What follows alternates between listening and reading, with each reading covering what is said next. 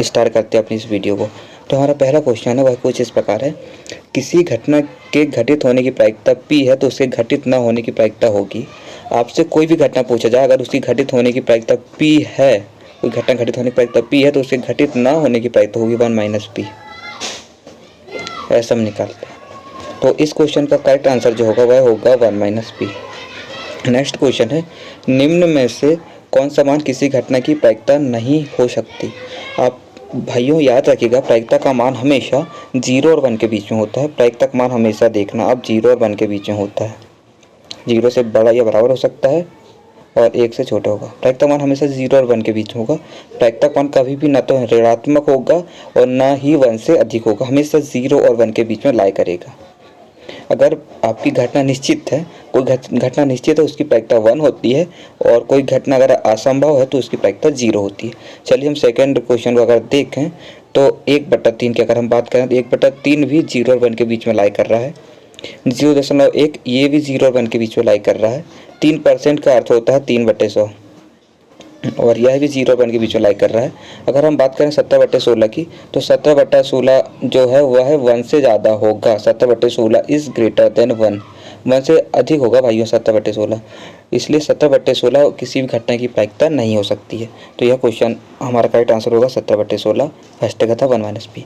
हम third question को देखें, निम्नलिखित में से कौन सी संख्या किसी घटना की प्रायिकता नहीं हो सकती। हमने जाना कि किसी भी घटना की प्रायिकता 0 और 1 के बीच में होती है। 2/3 का मान अगर आप कैलकुलेटर से निकालेंगे तो 0 और 1 के बीच में आएगा। और सेकंड क्वेश्चन ऑप्शन देखें -1.5, यह हमारा आंसर हो जाएगा, क्योंकि किसी भी घटना की प्रायिकता 0 और 1 के बीच में होती है, माइनस में नहीं हो सकती है। यहाँ पर माइनस दिया है इसलिए माइनस में कोई भी घटना की प्रायिकता नहीं हो सकती। इस प्रकार हमने सीखे, अगर किसी घटना की घटित होने की प्रायिकता P है तो घटित न होने की प्रायिकता 1 - P होती है। किसी भी घटना के लिए प्रायिकता का मान 17/16 नहीं होगा, क्योंकि 17/16 हमारा 1 से अधिक है और प्रायिकता का मान 0 और 1 के बीच में होता है। अगर हम बात करें थर्ड क्वेश्चन की तो इसका आंसर होगा -1.5, क्योंकि कोई भी घटना की प्रायिकता माइनस में नहीं हो सकती है। चलिए अब हम अगले क्वेश्चन की ओर चलते हैं। रिक्त स्थानों की पूर्ति कीजिए।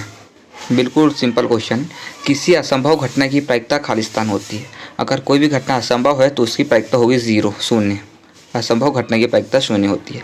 इस सेकंड क्वेश्चन है, किसी निश्चित घटना की प्रायिकता होती है। कोई भी घटना अगर निश्चित हो तो निश्चित घटना की प्रायिकता होती है 1। निश्चित घटना की प्रायिकता 1 होती है। प्रायिकता का मान सदैव खाली स्थान के बीच में होता है। जैसे कि मैंने आपको बताया, प्रायिकता का मान सदैव 0 और 1 के बीच में होता है। इसका करेक्ट आंसर होगा 0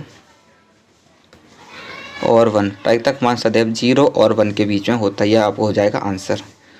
चलिए अब हम अगले क्वेश्चन की ओर चलते हैं। अगला क्वेश्चन कुछ इस प्रकार है, सत्य असत्य लिखिए। सत्य असत्य की अगर हम बात करें तो फर्स्ट सत्य असत्य है, किसी घटना की प्रायिकता 1 से अधिक नहीं हो सकती। बिल्कुल सही बात है, कोई भी घटना की प्रायिकता 1 से अधिक नहीं हो सकती है, तो पहला हो जाएगा सत्य। सेकंड क्वेश्चन देखें, किसी घटना की प्रायिकता 1 से अधिक होती है। सेकंड क्या बोल रहा है, किसी घटना की प्रायिकता 1 से अधिक हो जाएगा, ये हो जाएगा गलत। सेकंड है गलत, सेकंड हो जाएगा हमारा असत्य, क्योंकि किसी भी घटना की प्रायिकता 1 से अधिक नहीं हो सकती है। प्रायिकता का मान हमेशा 0 और 1 के बीच में होता है। सेकंड असत्य हो जाएगा। थर्ड देखें, किसी घटना की प्रायिकता ऋणात्मक नहीं हो सकती। बिल्कुल सही, कोई भी घटना हो उसकी प्रायिकता ऋणात्मक नहीं हो सकती। तो इस प्रकार से हमारा सेकंड वाला सत्य होगा, बाकी फर्स्ट और थर्ड सत्य होगा। चलिए अब हम एक वाक्य में उत्तर वाले क्वेश्चन को देखते हैं। एक वाक्य में उत्तर के क्वेश्चन में लिखा है, एक शब्द या वाक्य में उत्तर लिखना है। फर्स्ट क्या है, किसी घटना की प्रायिकता को उस घटना के घटित नहीं होने की प्रायिकता का योग कितना होता है।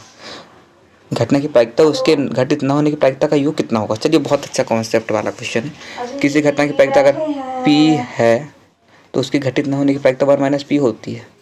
घटित होने की प्रायिकता P है, घटित न होने की प्रायिकता 1 - P, और इन दोनों का योग पूछा है तो हम जोड़ देंगे इनको। P धन 1 - P क्या हो जाएगा, इनको हम जब जोड़ेंगे तो क्या आएगा, P धन 1 - P। P से P कट जाएगा, बचेगा 1। तो किसी भी घटना के घटित होने की और घटना घटित न होने की प्रायिकता का योग 1 होता है। इसका करेक्ट आंसर होगा 1। सेकंड है, किसी असंभव घटना की प्रायिकता कितनी होती है। कोई भी असंभव घटना हो उसकी प्रायिकता होती 0। फिर थर्ड क्वेश्चन है, किसी निश्चित घटना की प्रायिकता कितनी होती है। अगर कोई भी घटना हो जो निश्चित हो, निश्चित घटना की प्रायिकता हमेशा 1 होती है।